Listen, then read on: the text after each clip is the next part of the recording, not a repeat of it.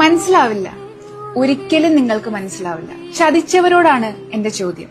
നിങ്ങൾ എപ്പോഴെങ്കിലും ഓർത്തിട്ടുണ്ടോ അല്ലെങ്കിൽ കണ്ടിട്ടുണ്ടോ നിങ്ങൾ ചതിച്ചു എന്നറിഞ്ഞ ആ നിമിഷം നിങ്ങളെ അത്രയും സ്നേഹിക്കുന്നവരുടെ അവസ്ഥ എന്തായിരുന്നു എന്ന്?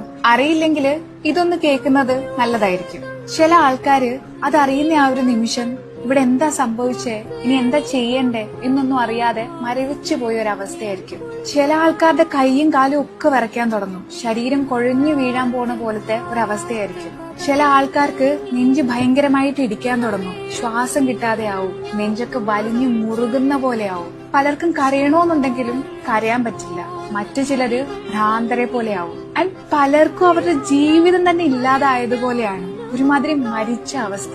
ഒന്നിനും ഉത്തരം കിട്ടാത്ത, എങ്ങനെ ഇതൊക്കെ സംഭവിച്ചു എന്നറിയാത്ത ഒരുമാതിരി വൃത്തികെട്ട അവസ്ഥ. ആൻഡ് ചതിക്കപ്പെട്ടവർക്ക് മാത്രമേ ഈ ഒരു വേദന അവരെ എത്രത്തോളം തളർത്തി കളയുമെന്ന് മനസ്സിലാവുള്ളൂ. സോ നിങ്ങളെ സ്നേഹിക്കുന്ന ഒരാളെയും ഈ ഒരു അവസ്ഥയിൽ ഒരിക്കലും കൊണ്ടെത്തിക്കരുത്. Because it's very painful. Please.